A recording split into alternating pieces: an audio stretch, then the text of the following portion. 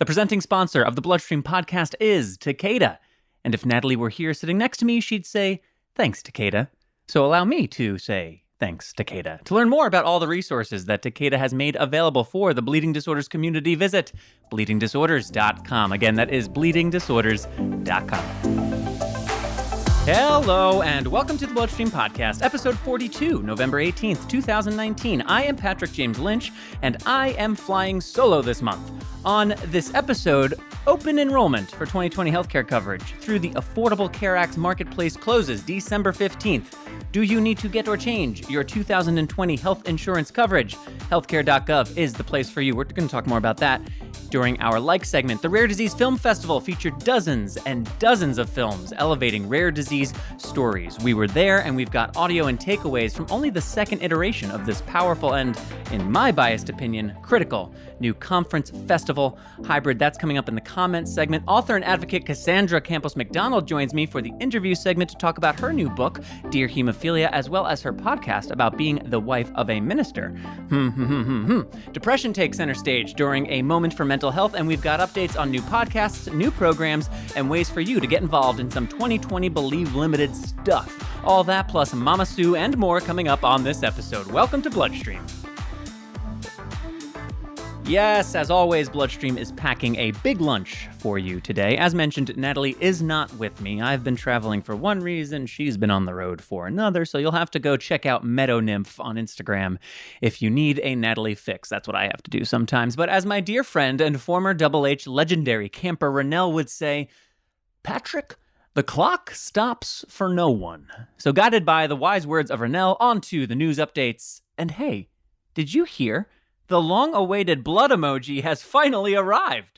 Yes, in addition to waffles, motorized wheelchairs, and sloths, Apple recently released a blood drop emoji, thrilling social media managers throughout women's health, bleeding disorders, and vampiric appreciation organizations. No longer must we bleeders rely on the actually troubling image of a syringe squirting blood to sorta represent our community. Thanks to the innovative minds working on Apple's emoji development and implementation strategy, iOS users around the globe can now revel in the joy of an emoji that looks just like, wait for it, a blood drop. Investigational drug updates continue with, I think, close to 49,000 companies now working on some type of hemophilia drug, as non-factor therapy and factor replacement therapies continue to vie for positioning in the hearts and minds of our protein-deficient community.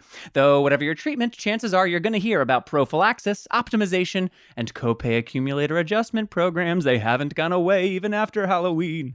Be careful, read closely, and phone a friend if you have trouble understanding your plan. Reminder, healthcare.gov by December 15th. One company starting to look at how hemophilia A and B affect brain development, thinking, and behavior, which is cool, while Google acquired Fitbit, and with it far more of my health information than I ever anticipated them having. Yeah, it's Google. Who am I kidding? They already had it. Plus, I get it. Apple releases a clove of garlic emoji, and it's time for Google to pick up some wearable technology. Major League Baseball's comeback player of the year, Michael Brantley, donated $20,000 to NHF because, well, you decide why you think he did that, but maybe also we need to start rooting for the Astros community-wide. I'm a Yankees fan, believe me, that's not easy for me to say, but come on. And hey, did you hear? One company mentioned hemophilia in a new mainstream commercial. That never happens. Oh, reminder, there's a health and safety summit in the new year to review things like manufacturing practices. Child Protective Services says hello to yet another bleeding disorders community family who is suspected of abuse due to unexplained bruising. This time in Houston. Michael Brantley, Houston, send help. At least this time it's on the mainstream news. Doctors cry wolf, patients who cry help, and caregivers who cry with pride to watch their rare disease child shine as an advocate and filmmaker. Reminder that women bleed too, there's no such thing as an unaffected sibling, and joint bleeds lead to permanent damage. Stating the obvious, I know. But as David Foster Wallace reminds us, not to overlook the necessary and chronic simply because it's familiar. Just as a fish casually swimming through the ocean should never reach a place where he turns to another fish to ask, what is water? Before we get started with the Like segment, it's brought to you this month by Genentech's Challenge Accepted show, which reminds me to tell you something. BloodStream Media and Believe Limited have several story-driven, community-facing programs that we are launching next year, including a documentary on mental health and bleeding disorders, a podcast devoted to pain, and a video series about professional growth. We have got a lot, so if you have a story to tell, chances are we've got somewhere for you to tell it. If you'd like to learn more about storytelling opportunities with BloodStream Media and Believe Limited, please email mailbag@bloodstreammedia.com. Again, mailbag@bloodstreammedia.com with questions or comments, or you can connect with BloodStream Media on Facebook, Twitter, or Instagram. And again, this like segment this month, a vital one, is brought to you by Genentech, creators of Challenge Accepted Show, which you've heard us talk about before. But have you seen it yet? There's new episodes coming out soon, so, Hosted by magician and comedian Justin Willman, Challenge Accepted shines a spotlight on members of the Hemophilia A community as they work alongside celebrity coaches to overcome everyday challenges and get outside their comfort zones. Again, there's a new episode coming soon, so now is a great time to watch the full series and get excited for episode 7. The entire Challenge Accepted series is available right now, and you can go find it right now on YouTube by searching the phrase Challenge Accepted Show. You have to use the whole phrase, but I have a feeling if you go Challenge Accepted Hemophilia, Challenge Accepted Justin Willman, creative, clever people listen to podcasts, and I bet you'll find your way. You can also click the link in the program notes. Go watch the Challenge Accepted Show on YouTube after you listen to this like segment.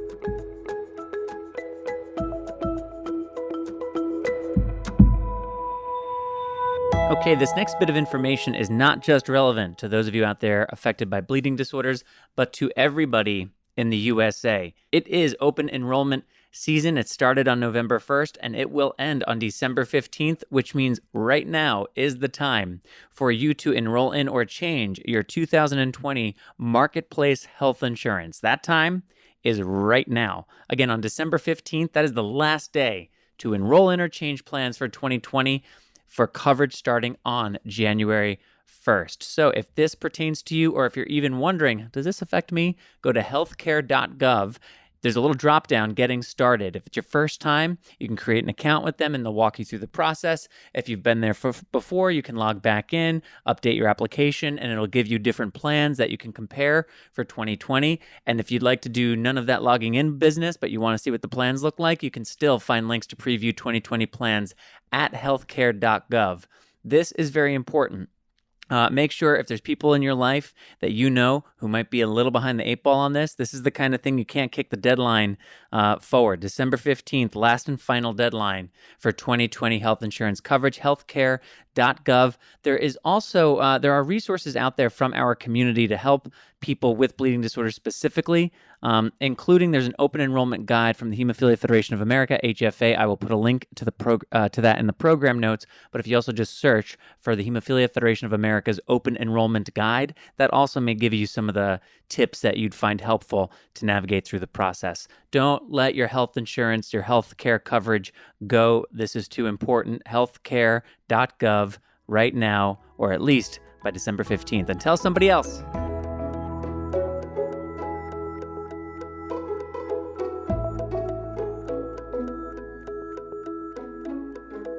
And now for the episode 42, a moment for mental health segment. Debbie and Amy have this episode off. Don't let anyone ever tell you I don't give people a break, or let them tell you, but then you can say, actually, that is wrong. One time on the podcast, Debbie and Amy, and you can speak truth about my leadership habits. Anyway, Debbie and Amy, they're off, and I'm here.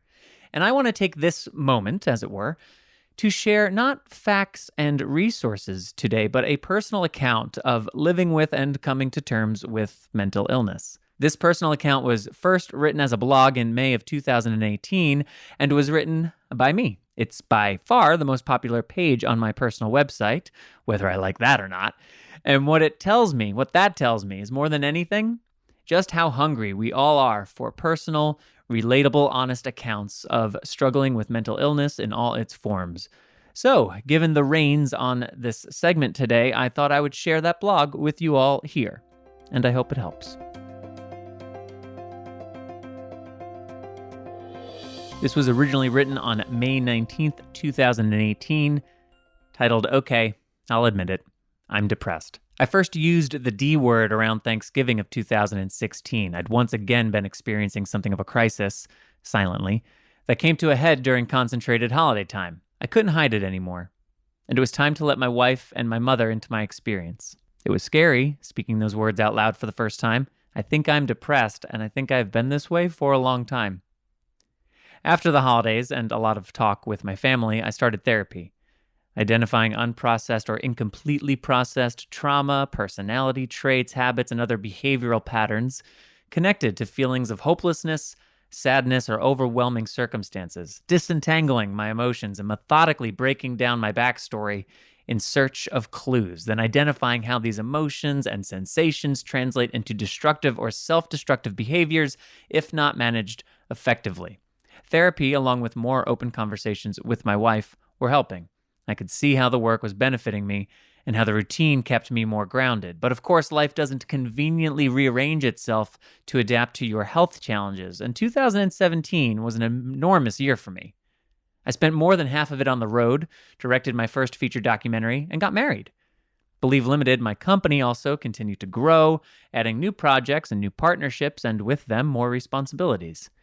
It truly was an excellent year, but throughout it, I was plagued by voices in my head. How does a depressed person get married? How does a depressed person go after his dreams? How does a depressed person act as the face of an organization? How does a depressed person moderate panels on challenges and deliver keynote addresses? How does a depressed person respond to parents who tell him he's a role model for their children? How does a depressed person respond when people in his community continually ask why we don't talk more about depression?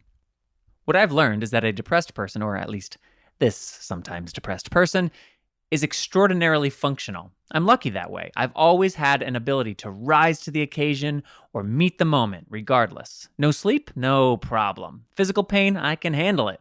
An unshakable sense that I'm standing inside a house of cards which will inevitably collapse upon me sooner or later no matter what? Yeah, I can power through that too. For a time, anyway. But now, almost halfway into 2018, two things have become abundantly clear. Number one, there's no getting out of paying the piper. Being a highly functional person with depression who rises to the occasion and doesn't allow depression to, quote, win is tiring and unsustainable. My sympathetic nervous system is worn out from this fight or flight approach to function. And while I'm not very good at this, when I do really slow down and zoom out, I'm proud of what I've accomplished thus far in my life. Dude, you've worked professionally as an actor, director, producer, writer, and podcaster. You oversee the direction of a growing, influential, and inspiring organization. Whether it was through poker, acting, or production agency work, you've traveled to more places than you can count. You met the woman of your dreams, became best friends, and then married her on an estate in Portugal. And you're only 32, dude. Life is great. Yes, it is. Also, I'm a person with depression. So while on paper there is a lot of good to look at, experientially, it's far more complicated than that. It's not that the depression negates the good, it's that both things are true. And number two, this one is the truly scary one. Mental health problems don't get better by themselves. I've lived long enough now to know better. I have too many friends who struggle, older friends who struggle even more, some who have ruined themselves, some who have killed themselves. And while I'm thankful that I haven't truly come close to suicide, I understand how people get there. It's very real. It happens, and it happens to people like me who struggle quietly. And since mental health issues don't get better by themselves, the only way to change things is to keep up the self-work today, tomorrow, and for the rest of my life. Given the nature of much of what I do, I've spent a great deal of time over the last few years thinking about half the world and how it doesn't have a regular supply of medicine for hemophilia. How literally every problem in my life is a blessing because of where and when I was born. Rationally, this context helps me not sweat the small stuff too much. Little things don't rattle or frazzle me, usually, anyway. Even medium things, like when I got food poisoning and hated life for 2 days while filming in India. I still remember thinking, I'm so lucky, this almost never happens to me. What rationale for 102-degree fever? But that's the problem with depression. Rationale doesn't necessarily work. I know rationally how blessed and fortunate I am. I know how much worse off my life could be on so many levels. I truly understand that, but it's as if sometimes depression plays bodyguard against understanding's ability to influence thoughts and feelings. There's a stubborn hopelessness that rejects well-reasoned arguments for feeling positive, optimistic, or even just normal in some way. Not even terribly aspirational, but just functional. There's a stubborn rejection to even just feeling functional at times. And that's really scary. Now, you can cut off from it, escape and hide inside something for an hourglass or two, versions of numbness and diversion. And though that doesn't feel scary, Objectively, it's even scarier. It's like taking pain medication to numb yourself from the most intimate and insidious forms of pain. Not pain that aches in your bones or muscles, but in your soul, in your sense of identity and self-worth, in your understanding of survival and willpower. It's the reason that some people turn to substances as severe as heroin to escape. It's a sneakily powerful pain. And some real messed up behaviors can occur if you spend too much time in the numbness and diversion department of depression. So while I'm proud of what I've accomplished and what I've overcome and managed to get to where I am today, I know that I need to keep evolving. It's not about losing something that didn't work or finally doing something that might. It's about change, the very nature of change. It's understanding the inevitability of and necessity for change and actively participating in my experience of it. This year, I've started some healthy routines that have helped. Fighting for 7 to 8 hours of sleep each night, rigorous daily exercise, eating more mindfully, eliminating alcohol, and leaving some time each day for meditative walks or journaling. I'd also like to continue with therapy, which I must admit has been an inconsistent practice in 2018 for a variety of reasons, and I'm looking for ways to further simplify and streamline my life. If I had everything all figured out, this would be that part of the piece. Unfortunately, I, like everyone else battling with some form of mental or emotional pain, don't have all the answers. I'm still in the early days of figuring out what it is I need to continue evolving and growing as a man, husband, artist, and advocate, and I've made a bet today that part of this latest evolution involves struggling more openly. Just before wrapping up, I want to tell you one more important thing. I'm okay. I am. Really, I am. But I want to tell you I am so that you won't ask me about this the next time you see me. Because to be honest, I don't really want to talk about it. But that's part of the problem, right? Nobody wants to talk about depression, least of all depressed people. So I'm making the decision to struggle a little more openly, in part because I want to contribute to an environment that allows for this to be just a little more normal. Because the very process of struggling openly and having to articulate my experiences and thoughts into words for other human beings also tends to help me. Much in the way expression, communication, and art have helped me understand the world throughout my life. So I'm going to continue to struggle with this a little more openly from now on for the benefit of my health and the health of others. Not that I really want to talk about it.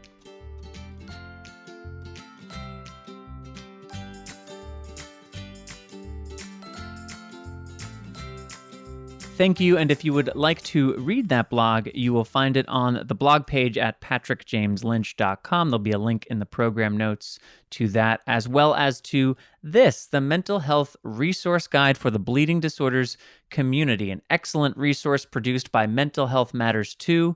You can download your own free copy of the Mental Health Resource Guide for the Bleeding Disorders Community by going to Mental Health Matters 2, that's all spelled out, including TOO, mentalhealthmatters2.com, and click the Resources tab to download your very own copy. You can also contact Mental Health Matters 2 founder Debbie De La Riva at Debbie, DEBBIE, at MHMTOO.com. That's DEBBIE at MHMTOO.com.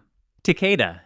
You may have heard of them. They do stuff in bleeding disorders such as presenting sponsor, huh? This podcast, get it? Thanks, Takeda. Takeda is also one of the sponsors of the Rare Disease Film Festival. In fact, there was a truncated version of the festival held in Boston earlier this year, made possible by Takeda ahead of the full shebang, which took place in San Francisco earlier this month. I was there on behalf of Bombardier Blood, which headlined on Saturday night, and with BloodStream Media to help capture interviews, shares, and sounds from the Rare Disease Film Festival 2019, as well as some pictures that you can find on Twitter. If you look me up on Twitter, PJ Lynch, as well as Patrick James Lynch on Instagram, you'll find some bonus content too. I also caught up with Daniel DeFabio, the festival co-founder and last month's interview guest, as well as Academy Award winner Cynthia Wade to chat for a few minutes about her new powerful short, Beyond Blue. Kylie Ann, another filmmaker present at the festival with her film, Fraser Syndrome and Me. You'll hear multiple clips from her and her father about their experience as a rare disease filmmaker touring the festival circuit. This festival was truly a unique hybrid of the best of a health conference alongside the best of a film festival. It exceeded my expectations, and I was really thankful that I was grabbing some bits to share with you all. It will pair in comparison to the experience of being there live, but I hope these next several minutes give you a sense of what this festival was all about, and hopefully intrigues you enough to check out their website, check out some of these films, and find out where you may be able to view them. So without further ado, enjoy these clips, shares, interviews, and moments from the 2019 Rare Disease Film Festival.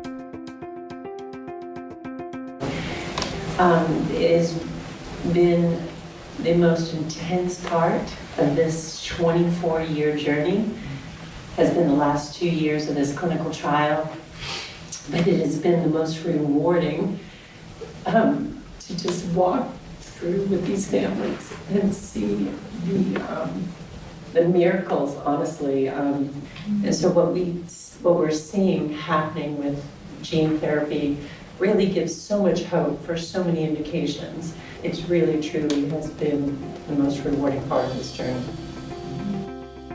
We do documentaries as a way of inspiring the biomedical research industry. And we did our first film about a girl named Livia. And I knew we had an amazing family, and she is a force. And it's what a lot of these rare disease families are. They're just so driven and compassionate and just beyond just their own family, just for the entire rare disease family that's just looking for community. This woman loves these families well, and it was just an honor to help tell it. Okay, I am at the Rare Disease Film Festival, just finished. I put my program away before I started recording. That's not very professional to do. I got here for the 12 o'clock showing of Slate 2, Rare But Not Alone, numerous short films depicting various rare diseases, powerful films, really powerful films, and some great conversation afterwards. I actually needed a minute, so I didn't attend the session that followed with some speakers in favor of checking out this really cool art exhibit that's here, The Rare Artist, with various portraits, self-portraits, just beautiful work by various people with rare diseases from all around the world. I'm looking at this great one from Michaela Odery at the moment, Cripple Punk Self-Portrait. It's really cool. It kind of reminds me a little of Daria, for those of you who, I'm dating myself, but if you guys remember Daria, kind of reminds me of her a little bit. So check it out. And some amazing ones of animals that remind me of a lot of Rob Bradford's photos from Africa of late. All right, so I'm going to get into the next session because it's about to start, and I will be back. All right, it's 4 o'clock. On day one, we just finished Slate 3, Unconditionally Rare. 67 minutes with, 8 films. Wow, this is an emotional and powerful day. It is, there's need for energy. I'm in the back of the room. They just finished. There was a panel conversation with 3 of the filmmakers. I'm hanging around, maybe going to see if I can't speak to one of them. It's funny, the films end and people are just so, there's not a lot of energy for the Q&A, but, the filmmakers are about to leave. I'm going to go see if I can't catch one of them. Thank you so much. Okay, I'm here with Cynthia Wade. I was able to catch her before she got out the door. She is the director of Beyond Blue, which addresses a rare cancer, a really powerful 10-minute film. And we just wrapped up the Q&A, and she was generous to give me a couple of minutes. Hi, Cynthia. Hi. So tell me, what brought you here to the Rare Disease Film Festival, specifically with Beyond Blue? Well, one of the things very personally is that I have spent most of my life on the East Coast and this summer moved to Los Angeles. So I'm now a Californian. So to come up to San Francisco is an easy thing. And I'm delighted because of the weather. I'm just delighted to be on the West Coast. But beyond that, I really love being able to connect with audiences. And I think that a film comes alive in a very new and powerful way when it's not online, but you're actually interacting with audience members. Has Barbara, the subject of your film, and you should give the audience a little info about who she is, but has she gotten to experience the film in front of an audience? She has. So this is a film, Beyond Blue, about a woman who's living with a very rare blood cancer. There's a series of rare blood cancers called NPNs. And so she lives with one of them and has most of her life. And they're very difficult to diagnose. You can also often be misdiagnosed. So less than 200,000 Americans have rare blood cancers. And I was really interested in telling stories from the inside out of people when they may look fine on the outside, but in fact, they're things, there's something that's quite wrong on the inside. That whole idea of like what you're projecting out to the world versus what you may be experiencing on the inside. So I did a series of short films about NPNs, and Barbara was one of the subjects. And her film, Beyond Blue, is about the fact that she has been so sick because of a bone marrow transplant, which was one of the ways in which she could battle her NPN. She could not be in water for 5 years. She couldn't swim. She couldn't go to, a pool, an ocean, etc. Can't eat raw vegetables because the risk of getting sick, especially with a suppressed immune system, is so dangerous for her. And while I was getting to know her, she got the clearance to swim for the first time in 5 years. So I decided to really put the film around that, like the fact that she loves water more than anything and lives on the coast of Florida and loves the ocean and yet can't touch water, and then finally is cleared to swim. And so the 10-minute film is about that and her experience of living with an NPN. She has gone to a couple of different live screenings. She's been really proud. She shared the film online. And there's actually a festival in Key West. And she was really excited about that because, of course, she's based in Florida. It's so great when you're able to see the value of, quote, she's, of course, extraordinary, but a, quote, ordinary person kind of living his or her life, that you can go in and show them how extraordinary they are by coming in and filming them and then creating a narrative that feels very true to them. And then it's a way to share the patient experience with an audience. So I that feels like a gift when I can do that for somebody. And it's really a privilege and an honor when I can do that for somebody. I know I have to let you go very shortly. Where else can people find Beyond Blue online, and where else is Beyond Blue going for screenings? Yes, all of the films, Barbara's film, and then the films with our other 3 NPN patients. They're all really different. It's the series of 4 films, and I have to say that in the series, I decided to base one story in water, one story in land, one story with air, and one story in, what am I missing? Oh, fire. All of the films can be seen on a website called voicesofnpn.com. That's NPN, Matthew, Peter, Nancy.com. They're also on YouTube, all 4 films. And there will be links in the program notes if you would rather just click away. Final question. I did hear the word Oscar mentioned in association with your name, and forgive me, I don't fully know who I'm talking to in full disclosure. Can you just give us 30 seconds on that as well?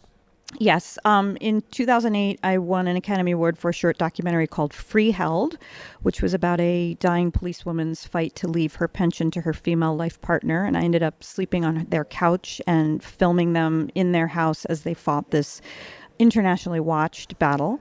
It was later turned into a Lionsgate film starring Julianne Moore and Ellen Page and Steve Carell and Michael Shannon, which I was a lead producer on. The documentary Freeheld, I bet you could find it online, but quite frankly, if anybody's listening to this, if you just go to my website and hit contact and say, I want to watch the documentary Freeheld, I will just send you the link, because I definitely have a private Vimeo link. It's called Freeheld. So CynthiaWade.com. Just if you're listening to this, I'm happy to send it to you. And then the one that was nominated in 2013 is called Mondays at Racine, and it is a film about women living with breast cancer, and that's definitely on Amazon and HBO, and for a while it was on Delta flights. I love watching documentaries on Delta flights. Well, actually, flights in general. I have to tell you, I love audiences on flights. Because here's the thing, is that they have to be focused, right? Yes. Like they can't get up, they can't go to the fridge, they often can't check their phone. It's actually this captive audience where they pay more attention. I love audiences on planes. An agent that we're working with on Bombardier Blood, my film that's screening here, was just saying, hey, I have a couple conversations going with airlines, and I think he wasn't expecting the level of excitement that I met that with. My wife is also a flight attendant, so it's an industry I care about too. But I have the same feeling. It's like, that's a captive audience. And it's a mountain climbing film, and you think mountains, it's big. It's like, hey, Free Solo won an Academy Award. That's and I've absolutely. been on a lot of planes where I've seen people watching that film on the plane. Cynthia, thank you so much. CynthiaWade.com. Yes, WAD, like Wade in the water. But thank you. I really appreciate it. I really appreciate meeting you and just being here today. Thank you. I appreciate meeting you as well. I was born with Fraser syndrome. For me, normal is the fact that I have had 31 surgeries. I'm hearing impaired. I'm vision impaired. And because of the small roots in my teeth, there's a chance that my teeth will fall out someday. So yes, compared to the rest of the kids around me growing up, and all I've ever tried to do from the moment that I was born was live. And then how do you deal with staring?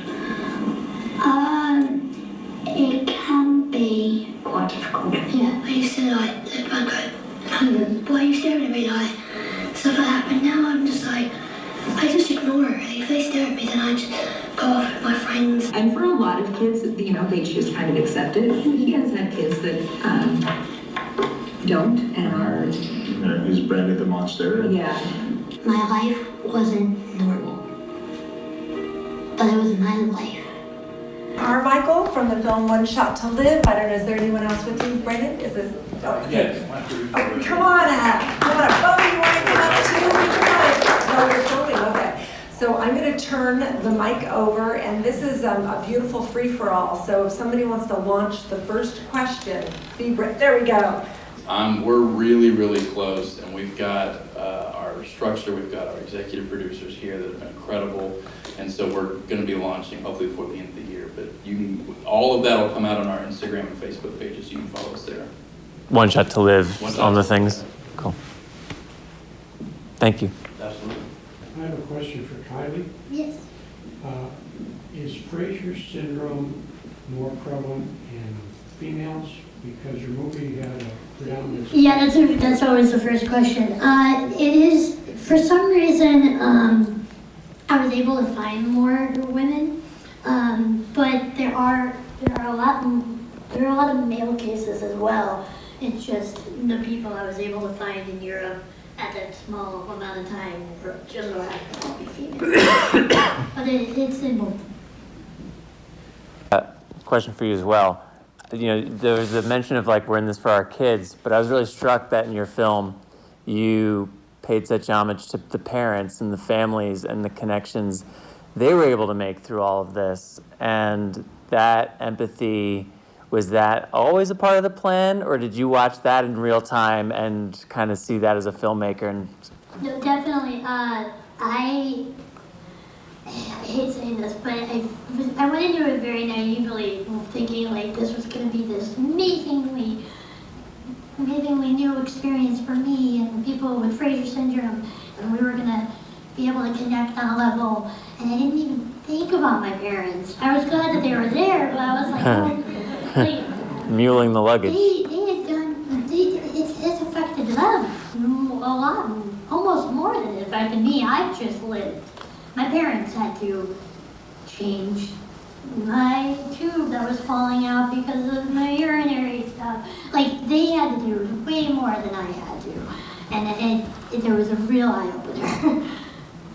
Tell us what your life is like now. What are you doing with yourself?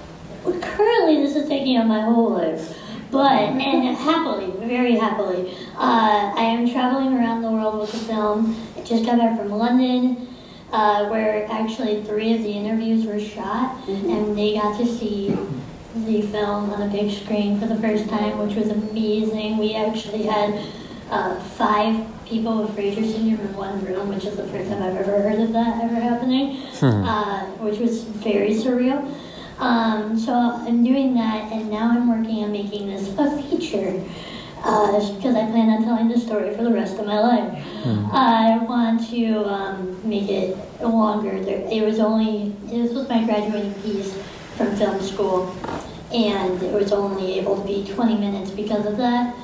And we just touched on the stories that can be told through these people, and I want to be the one to do it.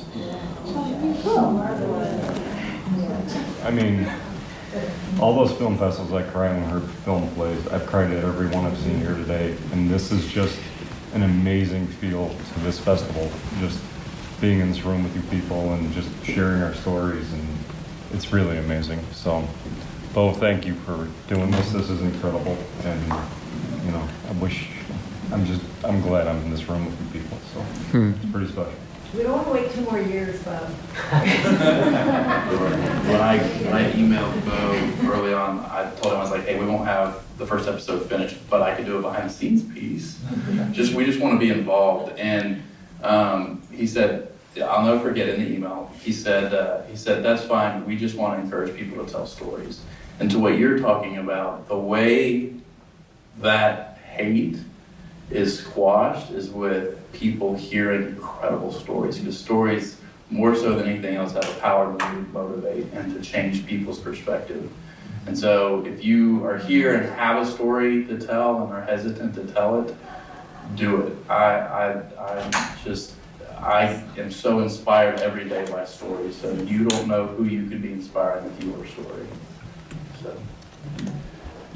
You know, one other really important thing about days like today, where it's emotional and long and a lot of absorbing of stuff, is eating enough food. I gotta get some lunch. I'll be right back. Okay, I'm going to interrupt my own segment. I'm interrupting myself. How meta is that? To step away from the Rare Disease Film Festival for just a moment, but to stay in Northern California for another film festival taking place up here this month, the Napa Valley Film Festival. Bombardier Blood's not a part of that one, but My Beautiful Stutter is, as listeners to BloodStream are familiar with by now. Believe Limited has 2 big documentaries that we've been working on. Bombardier Blood, that you've heard about plenty, and My Beautiful Stutter, that you have not heard nearly enough about. So I am fortunate now to be sitting across from Sarah Berkowitz. Hello, Sarah. Hi. Sarah is one of the subjects featured in the film along with her mom, and she is here at the Napa Valley Film Festival to be a part of the festival, to participate in the Q&A, and to start helping usher My Beautiful Stutter into the world. We just got back from a screening this morning. We haven't even had a chance to discuss this really off mic. So on mic, Sarah, what was this morning like for you? I thought it was really cool. It was only the second time I've seen it, so it was interesting seeing myself in front of so many people and kind of engaging their reactions and hearing when they laugh versus what I think is funny, which is often at myself. It was really cool. I thought the Q&A was really interesting and insightful, definitely. Tell people a little bit about the film. So you're a junior in college now. I'd love for you to share what you're doing because it's awesome. But yeah, rewind the tape for people and let them know who were you watching up there on screen? What's this process and short been like for you? Yeah, so you just want me to summarize my experience in the film, or as best you can, and the things that stick out to you. The timeline isn't as important as the things that Sarah wants to mention as these are the things I think about when I think about this process. Well, it was definitely a long process. It was basically about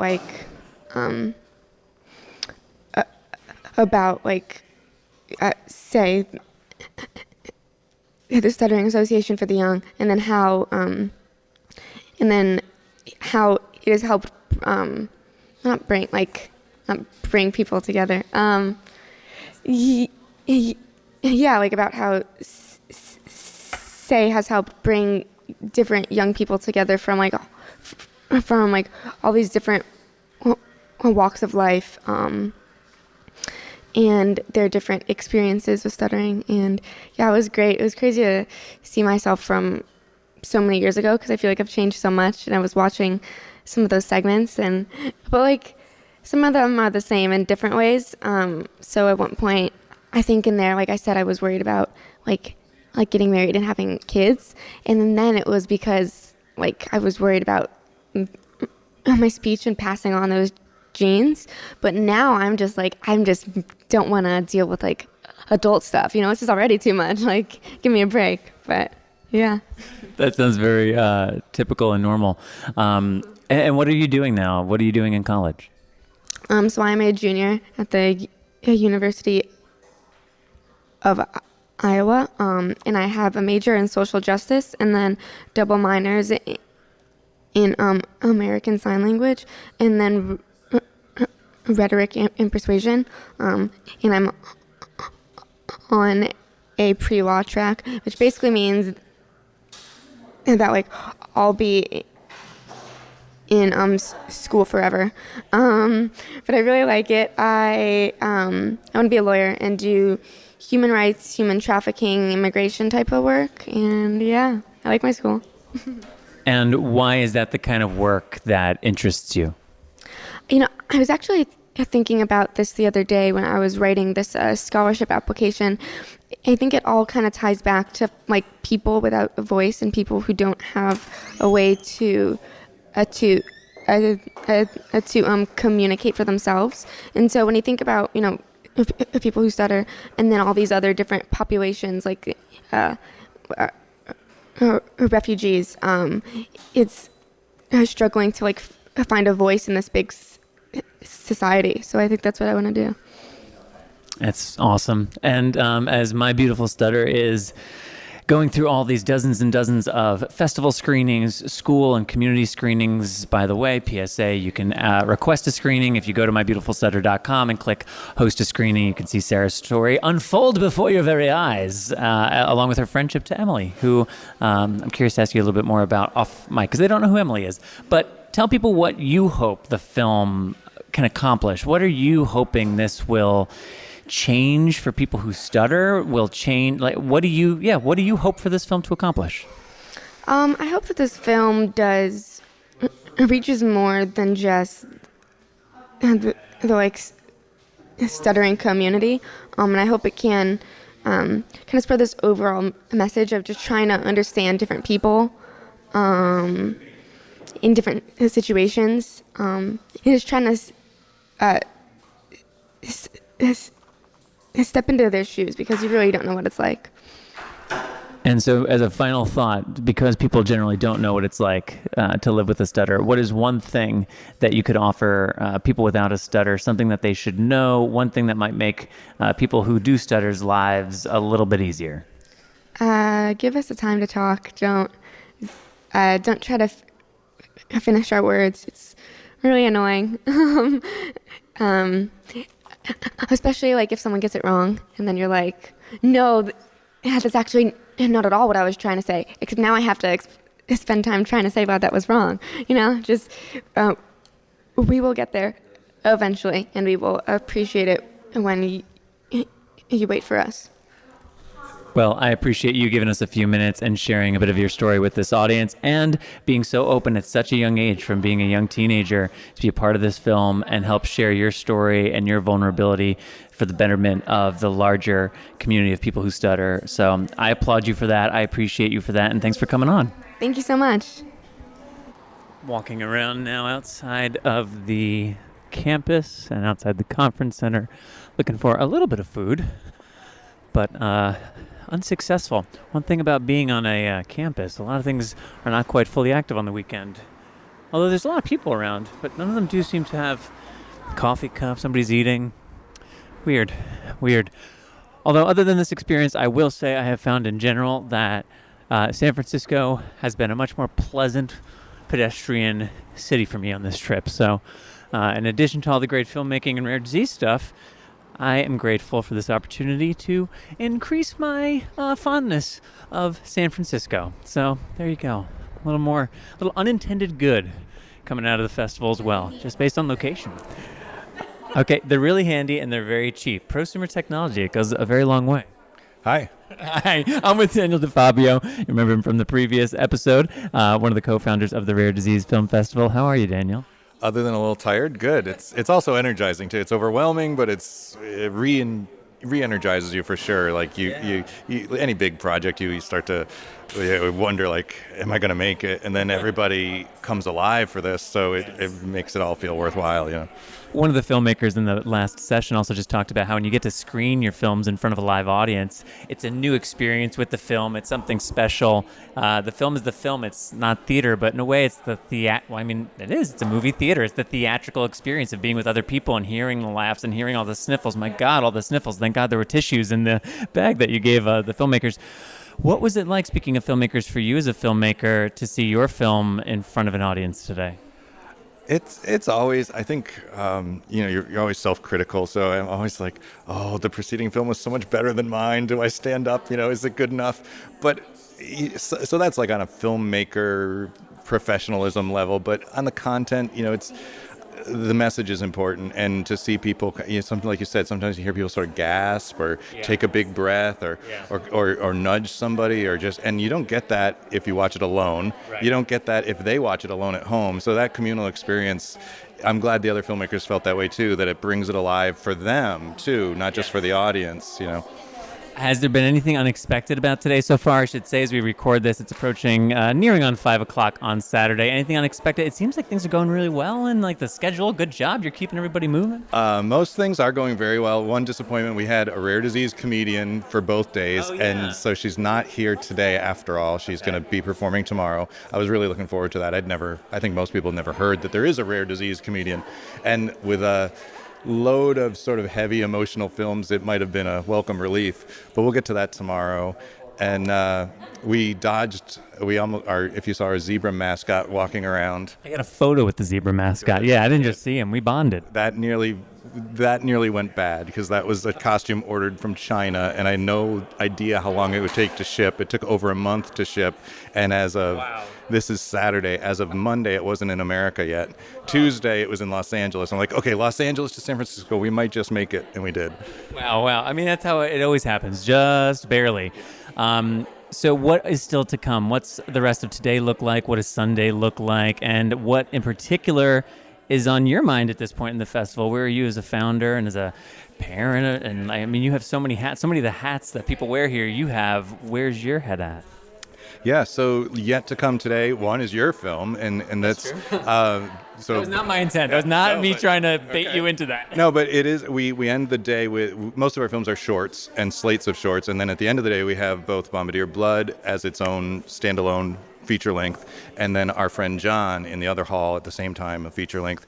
And those are very different experiences, because you don't get the crowd that one portion of the crowd is interested in one thing, one person's interested. They're all for a single purpose, and I'm eager to see how that goes.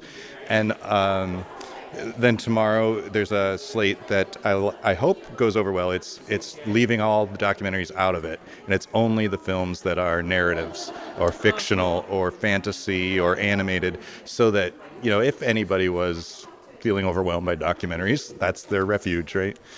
Yeah. You talk a little bit about, I know I got to let you go here in just a minute, but just talking about quality of film, and that film came before mine.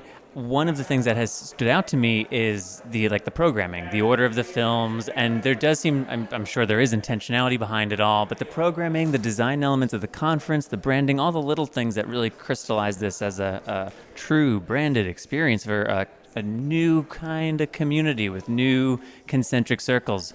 Are you feeling that? Because I'm experiencing that as an attendee, and it's exciting to me, and I hope you as the creator are feeling that. I'm glad you respond to that, because we do work on that a lot, and I have a background in marketing, graphic design, so that kind of stuff's important to me too. And somebody once told me, like, if you're on a low budget, the easiest thing you can do is just get one color and stick to one color for a cohesive, consistent thing. And I was like, well, let's go with 3 colors. So, but it does, this year it's a lot of purple. In 2017 it was a lot of green, and those are our 3 colors, purple, green, and orange.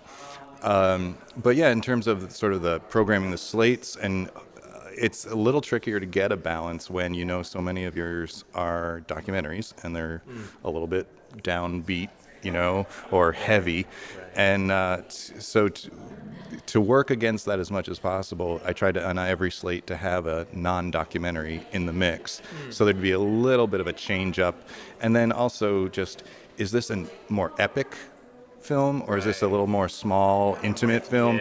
Just whatever variation we can, whatever variation we can find, rather than I'm going to hit you again. Here's another tough story. I'm going to hit you again. I'm going to hit you again. I want to find variety, even though every film is a desperate, sad story. Yes, and very worthy of its own attention. But again, that you're giving each its own placement from an event perspective in a great way. So applause for that. Enjoy the afternoon, and I'm excited for this evening. And Bombardier Blood this evening. I'm excited to share it with this audience. Yeah, great. I can't wait to see it with you. Thanks, Daniel.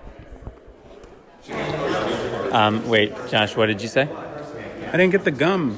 There was fruit stripes. Fruit stripes gum. I have some. Do you want? Rob got some. I'll take Did a he get bite. the last? Did you get the last fruit stripes? Regardless, he can't have any. Why can't Josh have the fruit stripes? I'm allergic to dairy. That's gum. That's not. You don't have to worry about that with gum. I like how you switched the hats. Wow, you're gonna wear that for the. That's good for the photos. Good for the promotion. Does it look okay? Is it too tight? No, it looks I have a very wide. handsome. My head has a wide girth. The orange in the hat matches your beard and shirt, so there's a lot of coordination. Sort of shoes, kind of too. Yeah, accidental. You're very well coordinated. Rob's probably working. I'm texting. I'm already wearing the hat. Does that one have the fruit stripes, Jenny?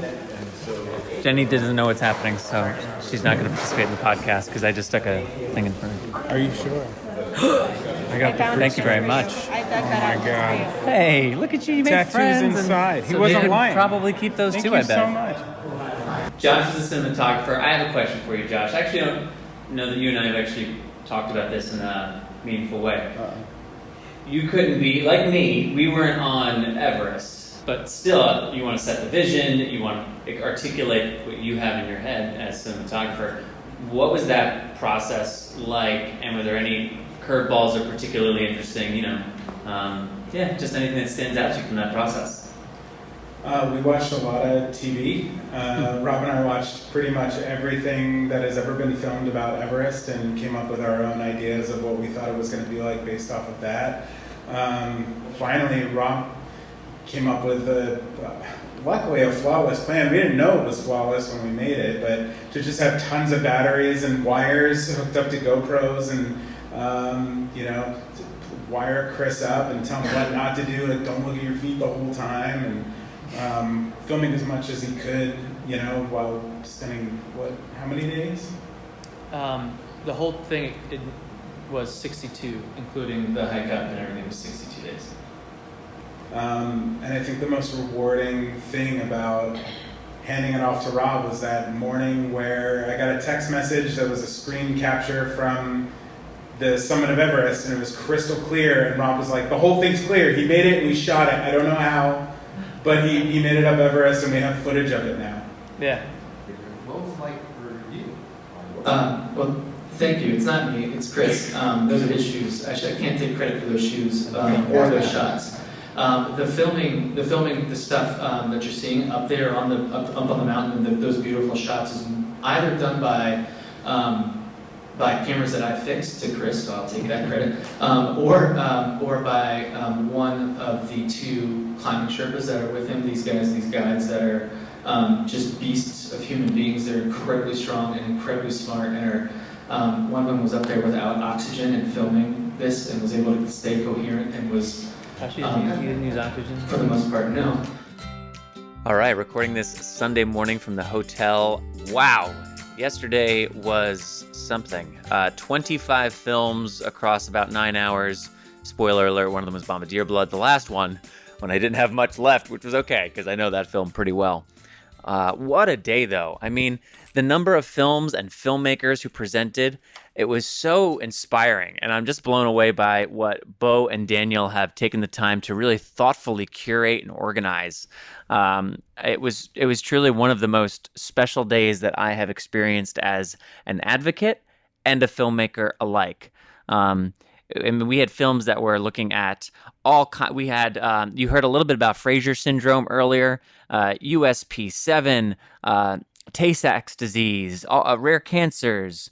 I can't even pronounce a lot of these things. Mitochondrial disease, Huntington's disease, Fragile X, Menkes syndrome, NGLY1, PAX1 syndrome, just all these different populations that don't have media opportunities. And when they do, much like our community, they wind up focused on the internal, our inner community.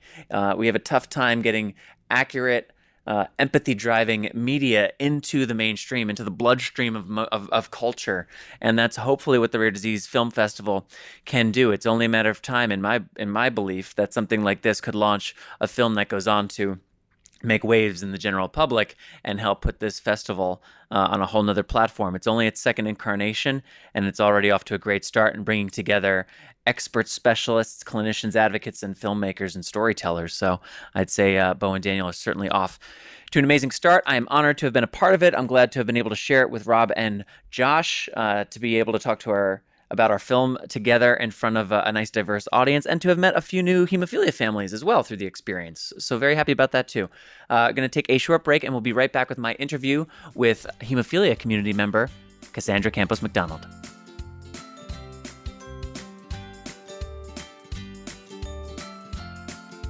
Okay, joining me now, I have Cazandra Campos-MacDonald on the line. Let me tell you a little bit about who Cassandra is. The bleeding disorders community knows her well, but for those who aren't acquainted, Cassandra's passion for writing as an outspoken blogger and advocate began out of loneliness in 2006 when she and her family moved to the mountains of New Mexico. She began writing a blog and has written over 800 posts over the years on blogs about her life and faith and raising her sons with hemophilia. She has been a contributor to the mighty Scary Mom Global Genes and the Hemophilia Federation of America's Infusing Love blog. Cassandra is also a columnist for Hemophilia News Today, wrote a monthly column on faith for The Herald, and is also a regular writer for L.A. Kelly Communications. She is also an author with a book coming out very soon, if not already, and that is kind of what we're here to talk about this morning. Well, it's morning now. I don't know when you're listening. Hello, Cassandra. How are you? Hi, I am great. Great to be with you, Patrick. Of course. Well, congratulations. Writing a book is no small feat. Congratulations. Let's just start there. Thank you. It's truly a journey. It is not a small feat, but you learn a lot about yourself when you take on this kind of task. Yeah, I can only imagine. And obviously, as I was just reading, you are a prolific writer. You've done a lot of writing. I'm curious, this is a big task to take on, writing a book. What spurred on wanting to write specifically a book? You know, it's not something I ever thought I would do. And honestly, I didn't think writing would be such an important part of my life. My original degree, if you will, my first career is that of music. I'm a music educator, and that's where my passion always was. And then things changed when I had a son with hemophilia, and you know, life just goes a different direction. And when I started blogging, and just that for me was my outlet. I had to get all of that craziness and those emotions out. And for me, blogging just seemed like the thing to do. And I just started doing it with the hopes of not for anyone to read what I wrote. It was just for me to get it out there. And there's just something about that that is that's a release for me. But when I started, when I started looking at, you know, other sites and The Mighty, which is a wonderful digital health community, it's one of those sites that it connects people that have, you know, they're facing health challenges and disabilities, and I would read them. And one day they had a prompt. This was about 5 years ago, 6, maybe 7 years ago. I can't remember. It's been a while. But they had a prompt, and they said, write a letter to your illness. And I'm like, heck yeah. I just sat there and I wrote a letter to the inhibitor, because my youngest son, both of my sons, have lived with inhibitors. My 23-year-old has been tolerized for years, and my 13-year-old still lives with an inhibitor. But at the time, his inhibitor was just devastating him and the family, and it was just a nightmare. And so I wrote this letter. I didn't even proof it, and I sent it in, and they published it. And I'm like, okay, you know, it was just one of those moments. I'm like, I got to write about this, because I was in a very bad place with that inhibitor. I was really upset, and we were just, you know, our heads were just knocking with the doctors and didn't know what to do. And it was really bad. It was a painful time. And so once I wrote that, I thought, you know what, that could be a book. That Dear Hemophilia, that Dear Inhibitor. And so that's how the idea came to me. And it wasn't until years later that I started seriously considering writing the book. And so people ask me, well, why did you write this? Your life is still going on. Your kids, one of your kids is young. And then I started to think, well, why am I writing this? And when I really thought about the difference between an autobiography, which, you write about your life from birth until the current time, and then a memoir, which, a memoir basically takes these, anecdotes from your life, this theme of your life. And I was ready. So 4 years ago, I started this journey of writing a book. And I wanted to close, not close. I mean, you never close anything with hemophilia. I mean, you know that. But this journey that we had with my son's inhibitor, because my youngest son, Caleb, I call him my mighty warrior, Caleb, he lived with an inhibitor and suffered. I don't like to use that word lightly, but he suffered the effects of an inhibitor as if he was living in the 1950s. I mean, that's how bad. He had an allergy to 8. He had, all kinds, 7 ports, 2 target joints. I could go on and on. I needed to come to a place where I could say, okay, we can breathe now. Because as of today, he hasn't had a bleed in 5 years. And great. Did I ever think his life would be this amazing and his quality of life this good? Absolutely not. I never did. And so what do you attribute that to, in short? I don't mean to derail you, but that's fantastic for somebody with inhibitors who hasn't bled in 5 years. What do you chiefly attribute that to? Well, he was on a great treatment using a plasma-derived product, and we infused it. He was on immune tolerance, so we infused him every day. And, when you use a plasma-derived product, we're talking, 60 cc's of product. This is a lot, and it's a hard push. Yeah. But you know what? It was great. It was working. His inhibitor was lower than it had ever been. And we went into the doctor, and she said, I think it's time to switch to a new drug. I'm like, why? And she pointed to my bag of supplies, and she said, it can be better. And I'm like, holy cow, I guess maybe it can. Okay, let's give it a try. So now he does a sub-Q medication once every 2 weeks. And to say life is amazing is just an understatement.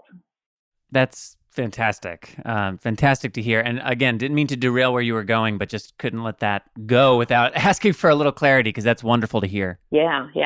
And just, this book was just my thoughts, my journaling, my blogging, and just putting it together, because I find it as what I truly believe is, those of us who are suffering or living with different illnesses, bleeding disorders or not, I think there's a way that we can redeem our experience. For me, it was, I need to share. And some people, I know there are people out there, well, she just shares too much. Talk about oversharing. If my story can help one person go, holy cow, I know exactly what she means, and that person doesn't feel alone, then I feel like part of that story of either of my sons or mine as a mother, a caregiver, who's been through all of that right along with them, has been redeemed. And for me, it doesn't get better than that. Do I wish we didn't go through it? Well, sure. I would love to take away all that pain that my kids went through, but it was what it was, and we make the best of it. And here's the thing, is that the importance of this book is, like I said, it's not just about my story, but it's about our story as a community. The fact is, your story is your story. I can guarantee you there are people who have worse stories than I do. It's not a competition. Sure. Okay? Right.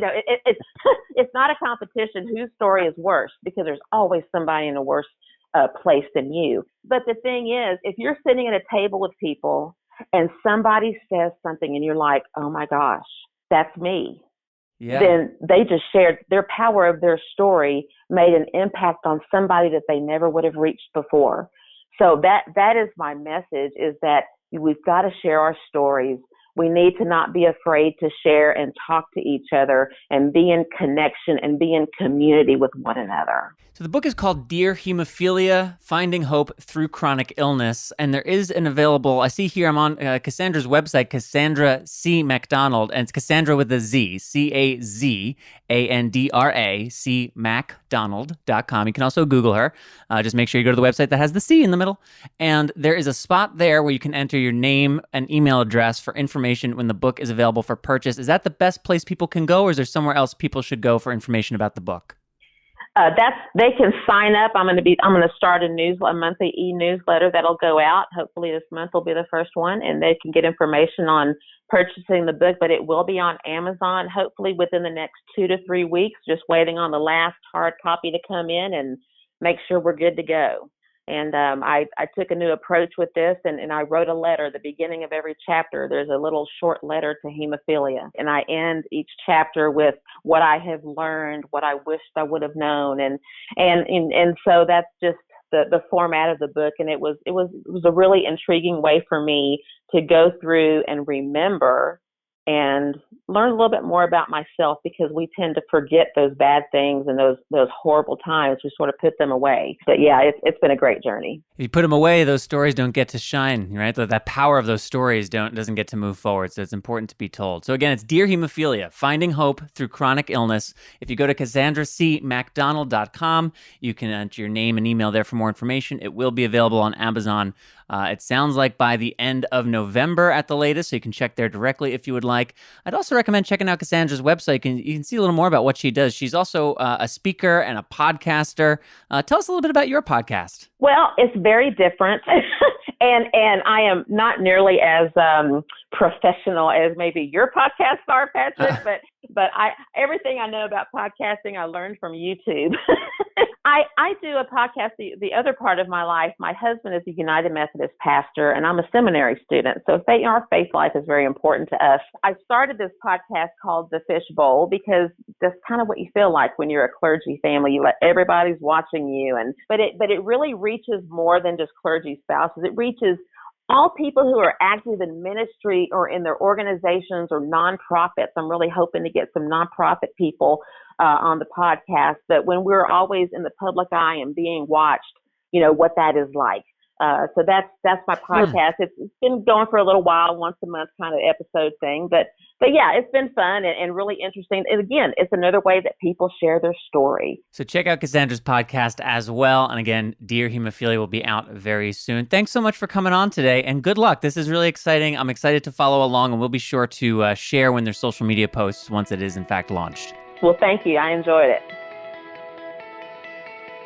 Takeda is the presenting sponsor of the BloodStream Podcast, and one more time, I want to give them a big thank you for that. Finishing up now with Mama Sue's streaming recommendations. Quick note, unfortunately, I misplaced my audio from this call with Mama Sue, so while her audio will sound the way it usually does, I'm going to sound horrible. So apologies for that, but seeing as you've stuck around to listen to the Mama Sue segment, we didn't want to not deliver it just because Patrick screwed up his own audio. So bear with us, and please enjoy this subpar execution of the episode 42 Mama Sue Streaming Recs segment. Be back on the other side with the wrap-up. Now time once again for the most important segment on the BloodStream Podcast, where you learn what it is you should be watching if you aren't already. Of course, before we get to that, I want to one more time thank our presenting sponsor, Takeda, for their support of the BloodStream Podcast. Find out about all of Takeda's support for the bleeding disorders community at bleedingdisorders.com. Mama Sue, how are you? Very good. How are you? I'm doing well, thanks. I'm glad to be talking to you about streaming recommendations. You have 3 very different recommendations today, and one bit of a curveball that we're going to finish with. But let's start with this title, Modern Love. What is Modern Love? Modern Love is a new release on Amazon, and it's 8 different short segments, about 40 minutes each, on all different kinds of love. It's all takes place in New York City. It's all based on true stories. I believe a New York Times series that they ran, and it's about stale love, older love, young love, love of a child, unrequited love, and they're all very heartwarming, all very easy to relate to, and pretty much feel good, good TV. I would recommend it. I would really recommend it. What led you to watch that? So it's a little outside of the kind of things you typically tend to watch. What led you to watch that? I can't really say. I did see that it was up for some awards. I was reading it, it just flashed ahead, and I said, oh, let me give it a try. And they're very short, so I figured, if this is corny or, something that's been done before, I'll just turn it off. But I liked it, and I watched all 8 of them in a row. Well, how about this? Did you know that the creator of it is an Irish film director from Dublin? I did not know that. Well, how about that? Just but trying to a little closer to the family. They all took place in New York City, which I liked. Did any of it feel relatable or remind you of all anything from your life in New York City? Oh, yeah. I mean, they show the streets of New York and New Yorkers just living their life and just experiencing happiness, sadness, all with love, related to love. So I would say give it a shot, definitely. Well, Mom, I would really love if you could tell me who I am, if you know what I'm talking about. Tell me who I am, Mom. Tell me who I am. What is Tell Me Who I Am? Well, Tell Me Who I Am is totally different than Modern Love. This I saw on Netflix. It's new this year. It's out of England. It's about a pair of English twins. And at 18 years old, one of the twins is in a near-fatal motorcycle accident. And when he wakes up, he has total amnesia except to know the face of his twin brother. He has no memory of the previous 18 years of his life. So he turns to his twin brother to fill in the gap, not just to fill in the gaps, to tell him about his past and his life and his family. So he does. And I don't want to say too much about it, just that the brother decides to give him a very idyllic past, which is not true at all about the life that the two of them led. And the way it was filmed, it's the real actors. It's a documentary movie. And they have the one brother talking, and then they go to the next, film, and they have the other brother talking about the different ways they viewed it and why the brother told him different things than were true. And of course, the one brother was a bit resentful because from 18 to 32, he believes everything his twin brother told him. And then, you'll find out what happens and how everything starts to come undone. But it's sad, but it also shows the love of the twin, because it wasn't easy for him to not tell his twin brother the real truth, Sure. So he had to live a lie just to make his twin brother be happy. So I'm fascinated with twin relationships anyway, identical twin relationships, how they love each other and care about each other. So this is a really, really good documentary film. I highly recommend it. Okay, so Tell Me Who I Am, Modern Love, 2 very different options depending on your mood. And this is another very different option. Kind of harkens back to a Christmas gift from not long ago, which we may or may not have talked about here. I'm not sure. But why don't you tell us what else you have in mind for today? Well, what I've been watching for the last few seasons, and a lot of people kind of scoff at reality TV.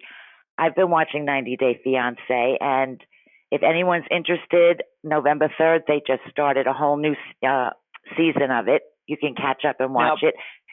Presumably everybody knows 90 Day Fiancé in and out, but for the handful of people who don't, you want to give us the basic premise? Well, it's about Americans. They follow about 5 or 6 Americans each season, and they're bringing their fiancés from other countries over on a 90-day fiancé visa. They have 3 months to either marry the fiancé or the fiancé has to leave. It's wildly popular, and there's been many spin-offs from this series, actually.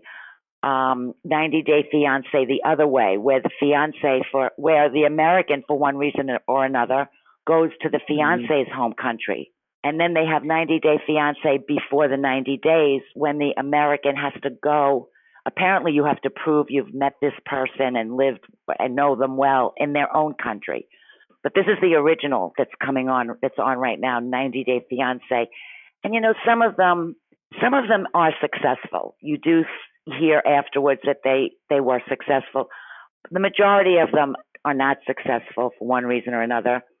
The American in this country of 300 million people can't seem to find someone to meet, so they meet someone in another country, usually online.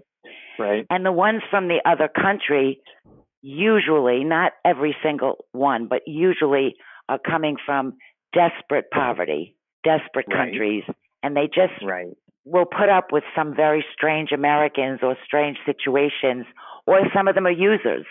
And like right now, this season, what's one of the stranger situations? Can you give us an example of one of the strange situations? I'll tell you, last season in 90 Day Fiance the other way, a 61-year-old woman, white woman, fell in love online with a 30-year-old Indian man from Delhi, I believe. And they love each other. And she went over, and his family, of course, his parents were younger than her. Long story short, these two are going to be together. I mean, the family tried to break them up and all kinds of pressure, her family, his family. And like, it sounds strange to us, but yeah, but to me, that was a very strange one. She's over there now, I believe, with him. Well, so all I right. think Sounds it's like a success interesting. story. Yeah, it's a fun show. It's a lot of fun. It's light, it's fun, and you do learn things too about the laws and the desperation that some people feel, both the Americans and the foreign people, to change their life. So it's now, interesting. You've been single for a little while now, Ma. I don't know. Have you ever considered turning to those in desperate need from foreign nations via the internet to see if your love could be met by someone like that? I'm not at that point yet. I have, about 300 million to go through in this country before I would venture out to other countries. But thank you for asking. Okay. Well, it's good to know that you're keeping in mind up to 300 million Americans as potential partners for you. That's a really nice thing to know. Very open-minded person. Did you just share good news too? A new season's coming out soon. People can catch up and get ready for the new season. It's out right now. November 3rd it started, but you can catch up on demand. 90 Day Fiance, and it's a lot of fun to watch. So it's very entertaining. I don't know what people would do with all these accounts without you. They wouldn't know what to watch.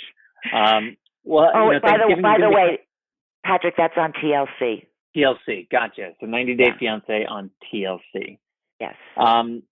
Thanksgiving this year, we won't be together, unfortunately. I'm going to be out of the country. But what are people will be listening to this around Thanksgiving, maybe on their way to Thanksgiving. What are you doing this year for Thanksgiving? What are you looking forward to? For Thanksgiving, I'm going to be at my uncle's house with my cousins, which isn't too far from my house. We'll spend Thanksgiving there. And then Thanksgiving weekend, I'll be seeing Natalie's parents. We have some plans to do some touring around Manhattan. So that's you guys my have Thanksgiving. Become, I don't know. You all might be closer than Natalie and I at this point. Oh yeah, we like each other a lot more than we like you guys. We spend a lot of time together. Not unclear. Before we let you go, give me a Thanksgiving most overrated part, most underrated part. Most overrated part of Thanksgiving: too much food. Sometimes I think it can be excessive and just not necessary. Underrated, almost always, usually. Always. And I think the best part of Thanksgiving is just being grateful for your life, and especially, family, friends, health, just being, feeling blessed and grateful. Well, I'm grateful for you, and I'm grateful for this segment. So thank you once again for providing us with some great streaming recommendations, Mom. You're welcome, honey. And that is all for this episode. Natalie will be back with me next month for one more episode in 2019. We'll be giving you a heads up on everything going on with BloodStream Media in 2020. There's a lot. I'm excited to be able to share it next month. So do come back third Monday of the month next month for one more 2019 BloodStream Podcast episode. Special thanks to everyone at Believe Limited, the National Hemophilia Foundation Entertainment to Effect Change, the Hemophilia Alliance, the Rare Disease Film Festival, and our presenting sponsor, Takeda, as well as our Likes segment sponsor, Genentech. Subscribe to the BloodStream Podcast and the Ask the Expert podcast on Apple Podcasts, SoundCloud, Spotify, or wherever you listen to podcasts. Leave us ratings, share our shows, and help spread the word. You can email us, remember, mailbag@bloodstreammedia.com. You'll also find Bloodstream on facebook.com/bloodstreammedia and at Bloodstream Info on Instagram and Twitter. Reminder, check out the program notes for this episode in your podcast player or on bloodstreampod.com for links and additional information about the various stories featured on this episode.